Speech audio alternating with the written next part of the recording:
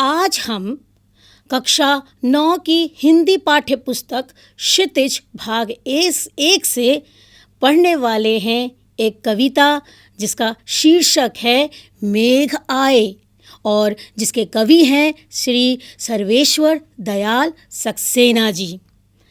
अब बच्चों, जैसा कि शीर्षक स्वयं ही अपने बारे में सारी विस्तृत जानकारी दे रहा है, मेघ आए अर्थात बादल घिर आए।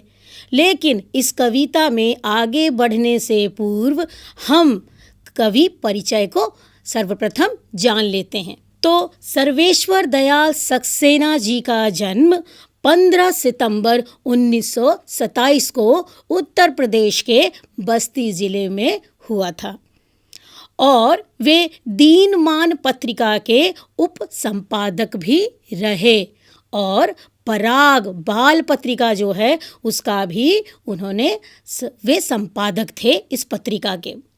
वे कवि, लेखक, पत्रकार और एक नाटककार भी रहे। आइए जानते हैं उनकी प्रमुख रचनाएं। खूंटियों पर टंगे लोग, ये एक काव्य संग्रह है। पागल कुत्तों का मसीहा, ये एक लघु उपन्यास है। बकरी, ये एक नाटक है और बतूता का जूता, ये एक बाल साहित्य है। इसमें कई ऐसी और रचनाएं शामिल हैं। साहित्य में उनके योगदान के लिए उन्हें सन 1983 में साहित्य अकादमी पुरस्कार से भी सम्मानित किया गया। तो बच्चों, अब देरी किस बात की, शुरू करते हैं हम अपनी कविता मेघ आए। बच्चों, इस कविता का सर्वप्रथम मैं कविता वाचन करूंगी, साथ ही साथ इसके भावार्थ पर हम चर्चा करेंगे और फिर इससे संबंधित प्रश्नोत्तर, शब्दार्थ इत्यादि पर भी चर्चा करते हुए आगे बढ़ेंगे। तो बच्चों, चलिए शुरुआत करते हैं हम अपनी कविता मेघ आएगा। मेघ आए बड़े बनठन के सवर के, आगे आगे नाचती गाती बयार चली। दरवाजे खिड़कियां खुलने लगी, गली गली पाहुन ज्यों आए हों गांव में शहर के।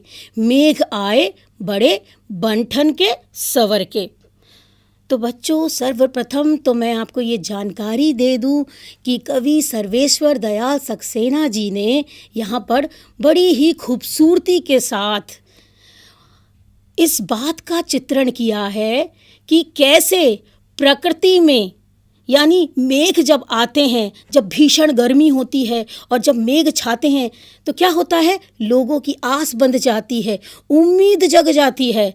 तो जिस प्रकार से बादल का यहाँ पर स्वागत किया जाता है, इसकी तुलना उन्होंने, जैसे गांव में लोग जब रहते हैं, वहाँ ग्रामवासी जो होते हैं, तो वहाँ पर यदि कोई बाहर का अतिथि आता है, जैसे कोई दामाद आता है, विशेष करके दामाद, मैं इसका नाम क्यों ले रही हूँ, क्योंकि जो कोई महिला जिसका पति शहर में रहता है, कई सालों से गांव नहीं आया है या मिलने नहीं आया है, तो जब उसके आने की सूचना मिलती है तो जिस प्रकार की प्रसन्नता की एक लहर छा जाती है, उसी की तुलना कवि ने प्राकृतिक चित्रण किया है हमारे मेघ के साथ। तो यहाँ पर जो प्राकृतिक चित्रण किसका किया गया है, मेघ का। जिस प्रकार से बादलों के आने पर हर तरफ हर्षो उल्लास का माहौल होता है, खुशी छा जाती है, वैसे ही उसकी तुलना किससे की है, दामाद के घर, गांव के दामाद के साथ। क्योंकि गांव का ऐसा परिवेश होता है कि यदि किसी घर का सदस्य, अगर जैसे पाहुन किसको कहा जाता है, अतिथि को, तो अगर कोई दामाद आने वाला होता है तो उस विशेष घर में ही सिर्फ प्रसन्नता नहीं रहती, पूरे गांव वाले उसका स्वागत करने के लिए उत्सुक रहते हैं। तो उसी के बारे में कवि ने यहाँ बताया है कि मेघ आए बनठन के सवर के। यहाँ पर देखिए, मेघ का मानवीयकरण किया गया है, किसके साथ, अतिथि के साथ, यानी किसके, दामाद के साथ। तो मेघ आए बड़े बनठन के सवर के, आगे आगे नाचती गाती बयार हैं। बयार किसे कहते हैं, हवा को, पवन को, वायु को। दरवाजे खिड़कियां खुलने लगी, गली गली पाहुन ज्यों आए हों गांव में शहर के। ऐसा लगता है कि कोई अतिथि जो बहुत दिनों बाद शहर से अपने घर आया हो या ससुराल आया हो। मेघ आए बड़े बन ठन के, तो उनकी तुलना, अतिथि की तुलना मेघ से की गई है कि मेघ भी बड़े बन ठन के आए हैं, क्योंकि मेघ के भी विभिन्न रूप होते हैं। तो चलिए इन पंक्तियों का भावार्थ जानते हैं। कवि वर्णन करते हुए कहते हैं कि बादल रूपी प्रवासी मेहमान बड़े सज धज के आ गए हैं। उन बादलों की सूचना देने वाली हवा अर्थात बयार, जिसे मैंने कहा था, हवा नाचती गाती चली आ रही है। उसके आने से मकानों के बंद दरवाजे खिड़कियां खुलने लगी। अब यहाँ पर जो बयार है यानी हवा जो है, उसकी तुलना किससे की है? इसकी तुलना उन किशोरियों से की गई है जो अतिथि के आने की जो खबर होती है, जब उनको सूचना मिलती है तो वो किस प्रकार से खुशी के साथ नाचती गाती और गांव में सबको सूचित करते हुए चली जाती हैं। तो इसी प्रकार से यहाँ पर उनकी तुलना हवा से की जा रही है कि हवा भी अपने अतिथि का अर्थात मेघों का स्वागत करते हुए वह लहरा रही है खुशी के साथ, प्रसन्नता के साथ। ऐसा लगता है कि शहर से आए मेहमान, मेहमान कौन? दामाद, क्योंकि विशेषकर दामाद का बहुत ही ये विशेष आतिथ्य होता है। ठीक है, उन्हें बहुत विशेष आतिथ्य से नवाजा जाता है। और उसे देखने के लिए क्या हो रहा है गांव में गली गली में बंद दरवाजे और खिड़कियां खोली जा रही हैं, ताकि घरों के लोग इस शहरी मेहमान को देख सकें। इस तरह मेघ गांव में मेहमान की तरह सज धज कर आ गए हैं। देखिए कितना अच्छा चित्रण यहाँ पर किया गया है कि जिस प्रकार से जो मेघ हैं वो एक दामाद के रूप में जब इलाके में आते हैं तो उनका स्वागत सर्वप्रथम कौन कर रही है? बयार कर रही है, हवा कर रही है, सबको सूचित करते हुए जा रही है प्रकृति में कि देखो मेघ आने वाले हैं। और इसका रूपांतरण कैसे कवि ने हमको समझाया है कि जैसे ग्रामीण इलाकों में जब कोई दामाद आता है अपने घर तो क्या होता है? एक खुशी की लहर दौड़ पड़ती है।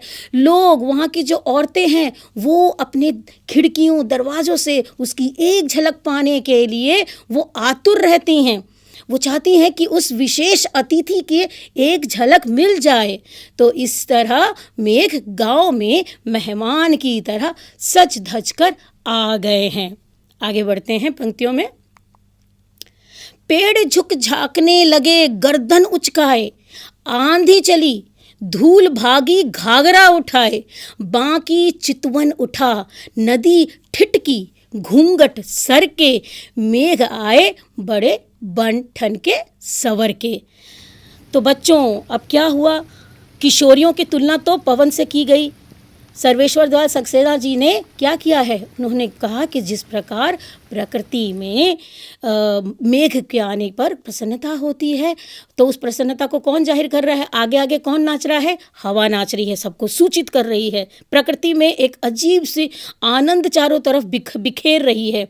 अब आगे की पंक्तियों में उन्होंने हमें बताया है कि पेड़ झुक झांकने लगे गर्दन उचकाए। उचकाए का अर्थ होता है ऐसे उछल उछल के, ऊपर ऊपर करके। तो यानी जब आपका जो कद है छोटा है और आप किसी को देखना चाहते हो और आगे कोई बड़ा आदमी खड़ा हो जाए तो आप नहीं देख पाते, तब आप क्या करते हैं? आप भी अपनी गर्दन उचकाते हैं, आप भी इधर उधर ऊपर से ऐसे करके देखने की कोशिश करते हैं।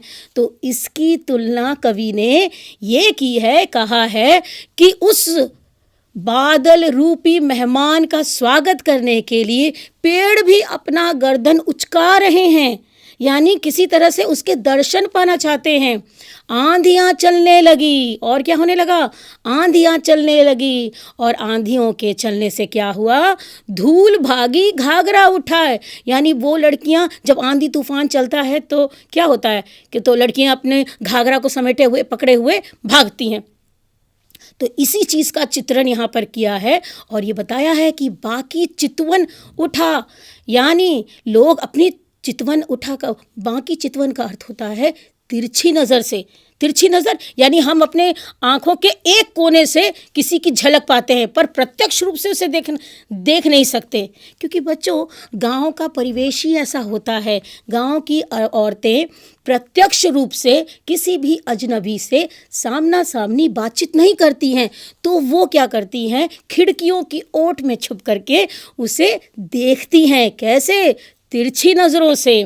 और यहाँ कहा है नदी ठिठकी घूंघट सरके, यानी नदी भी रुक गई है और वो घूंघट हटा के, घूंघट जो होते ना गांव में औरतें ऐसे डालती हैं अपने पल्लू को नीचे तक सरका के, तो नदी क्या कह रही है? नदी कर रही है कि वो अपने घूंघट को हटा करके किसका स्वागत कर रही है, किसे देखने की चेष्टा कर रही है? बादल को, बादल रूपी मेहमान को। मेघ आए बड़े बंठन के सवर के, अर्थात यहाँ पर ये ऐसा क्यों लिखा गया है कि मेघ आए बंठन के? क्योंकि आप देखते हैं बच्चों की जो आकाश में मेघ छाए होते हैं उसके विभिन्न आकार होते हैं, विभिन्न रूप होते हैं, विभिन्न जो रंग होते हैं, आप देख सकते हैं उसे। आप अभी भी जब आसमान की तरफ देखेंगे तो आपको विभिन्न प्रकार के बादल नज़र आएंगे। तो यहाँ पर कवि ये कह रहे हैं कि बादल यहाँ पर ऐसा लग रहा है कि एक अतिथि के रूप में बड़े ही सज सवर के आए हैं, क्योंकि बादलों से क्या निकलता है? बादलों से ही हम इंद्रधनुषी छटा को निहार सकते हैं। कितने विभिन्न उसमें रंग होते हैं। तो ये अलग अलग रूप यहाँ पर बादलों के बताए गए हैं। आइए इसका भावार्थ जानें। अब कवि कहते हैं कि बादलों के आने की सूचना हवा से मिल जाने पर पेड़ भी खुशी से झूम रहे हैं और सिर झुकाकर देखते हुए ही गर्दन ऊंची कर रहे हैं। अर्थात हवा के चलने से पेड़ कुछ झुक रहे हैं, फिर सीधे खड़े हो रहे हैं। आंधी चलने से गलियों की धूल उड़ने लगी है। इससे ऐसा लग रहा है जैसे गांव की कोई युवती अपना घाघरा उठाए भागी जा रही है।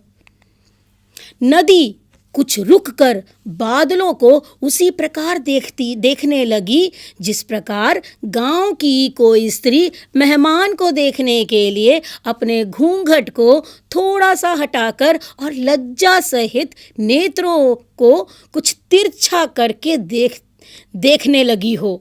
इस प्रकार बादल मेहमान के रूप में सज धज कर गांव में आ गए। तो जैसा कि मैंने आपको बताया, अलग अलग यहाँ पर रूपों का चित्रण किया गया है। किस प्रकार से जब बादल रूपी मेहमान आते हैं तो नदी, पेड़, हवा कैसे उसका स्वागत करते हैं, बिल्कुल ठीक वैसे ही करते हैं जिस प्रकार से यदि गांव में कोई दामाद आ जाता है तो ठीक है, वैसा ही स्वागत यहाँ प्रकृति अपने मेहमान का कर रही है। किस मेहमान का? बादलों का। ठीक है, पेड़ भी झुक के नमस्कार कर रहे हैं, उचक उचक के अतिथि को देखने की चेष्टा कर रहे हैं। आगे बढ़ते हैं। बूढ़े पीपल ने आगे बढ़कर जुहार की, बरस बाद सुधी लिन्ही, बोली अकुलाई लता ओट की होक किवार की, हर्षाया ताल लाया पानी परात भर के, मेघ आए बड़े बंठन के सवर के। तो बच्चों यहाँ पर ये बताया गया है कि पीपल का पेड़ है, वो बहुत पुराना होता है, उसकी आयु लंबी होती है, तो इसीलिए वो काफ़ी वर्षों का वो पुराना पेड़ होता है। तो यहाँ पर कैसे गांव में बड़े बूढ़े लोग जब आतिथ्य के लिए खड़े होते हैं या दूसरे लोगों का आतिथ्य का स्वीकार करते हैं तो उसे नमस्कार करते हैं, उसी प्रकार प्रकृति में पीपल का पेड़ भी अपने अतिथि को अर्थात बादल को झुककर नमस्कार कर रहा है। चलिए आगे देखते हैं इसका भावार्थ। कवि कहते हैं कि सजे धजे मेहमान के रूप में बादल को आया देखकर बूढ़े पीपल ने गांव के बुजुर्ग सम्मानित व्यक्ति के रूप में इस मेहमान का अभिवादन या स्वागत किया। गर्मी से व्याकुल लता ने दरवाजे की ओट में होकर के उलाहना देते हुए, उलाहना का अर्थ होता है शिकायत करते हुए, कहा कि तुम्हें पूरे 1 साल बाद मेरी याद आई। मेघ को सज धज कर आए मेहमान रूप में देखकर तालाब प्रसन्न हो उठा और वह परात में पानी भरकर मेहमान के पैर धोने हेतु लेकर आया। तो बच्चों जो लताएं होती हैं जिसे हम क्रीपर्स कहते हैं, तो वो लताएं उलाहना भरे स्वर में यह मेघ को कह रही है, क्योंकि वर्षा ऋतु तो साल में एक बार होती है। तो बोल रही है कि 1 साल बाद तुम्हें मेरी याद आई।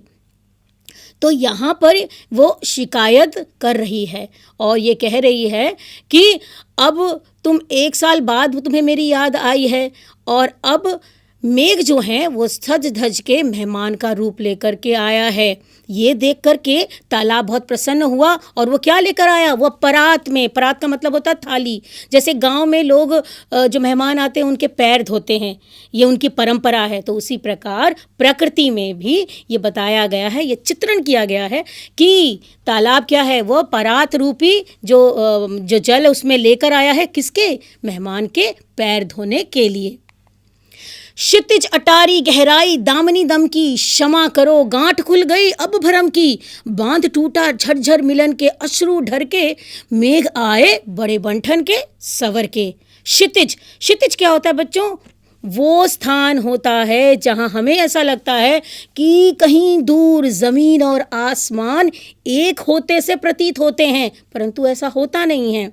तो क्षितिज रूपी अट्टारी पर, यहाँ पर अट्टारी, अट्टारी का मतलब वो झरोखा, वहाँ पर क्या हो रहा है? बिजली चमक रही है, ठीक है। और लोगों के भ्रम भी अब टूट रहे हैं, क्योंकि लोगों को भ्रम था कि बादल आते तो हैं लेकिन बिना बरसे कहीं चले न जाएं।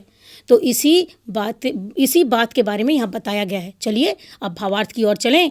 इन पंक्तियों का अर्थ है कि अभी तक प्रेमिका को अपने प्रियतम के आने की खबर भ्रम लग रही थी, लेकिन जब वो आकर घर की छत पर मिलने चले आते हैं तो मानो प्रेमिका के अंदर बिजली सी दौड़ उठती है। उन्हें देखकर प्रेमिका का भ्रम टूट जाता है और वह मन ही मन प्रेमी से क्षमा याचना करने लगती है। फिर आपसी मिलन की अपार खुशी के चलते दोनों प्रेमियों की आंखों से प्रेम के अश्रु बहने लगते हैं। जैसे बहुत दिनों के बाद किसी से मिलते हैं तो हम कैसे अपने गिले शिकवे दूर करते हैं, तो यही हाल यहाँ पर जो लताएं हैं और जो लता और जो बादल हैं वो अपनी शिकायतें दूर कर रहे थे और मिलन की घड़ी को निकट पाकर के अश्रु उनकी आंखों से झरझर बह रहे थे। प्रस्तुत पंक्तियों में कवि कहता भी है कि पूरा आसमान बादलों से ढका है और बिजली चमकने लगी है। इससे हमारे मन की ये आशंका अब दूर हो गई है कि वर्षा नहीं होगी। इस विचार के साथ ही बादलों से बरसात होने लगती है और इस तरह जल बरसाते हुए बादल आकाश में बहुत ही सुंदर लगते हैं, क्योंकि बादल जब बरसने लगे तो सभी लोगों के भ्रम टूट गए। तो बच्चों, उम्मीद करती हूँ कि आपको यह कविता भली भांति समझ में आ गई होगी। चलिए एक नज़र डालें अब शब्दार्थों पर। मेघ अर्थात बादल, घन, बन ठन के अर्थात सज के संवर के, बयार जैसा मैंने आपको बताया था हवा पवन, बाकी चितवन अर्थात सुंदर तिरछी दृष्टि, पाहुन किसे कहा जाता है? मेहमान को, अतिथि को, जुहार यानी झुक करके नमन करने की यह प्रक्रिया, अभिवादन करना किसी का, सुधी अर्थात याद करना, अकुलाई अर्थात बेचैन हुई, व्याकुल हुई, किवार, किवार अर्थात किवाड़ दरवाज़ा, हर्षाया अर्थात प्रसन्न हुआ, ताल अर्थात तालाब, क्षितिज धरती आकाश का आभासित मिलन स्थल, दामिनी अर्थात बिजली, भरम अर्थात भ्रम यानी गलतफहमी, अश्रु यानी आंसू, और ढरक का मतलब गिरे, जैसे आंसू ढरक पड़े अर्थात आंसू गिर पड़े।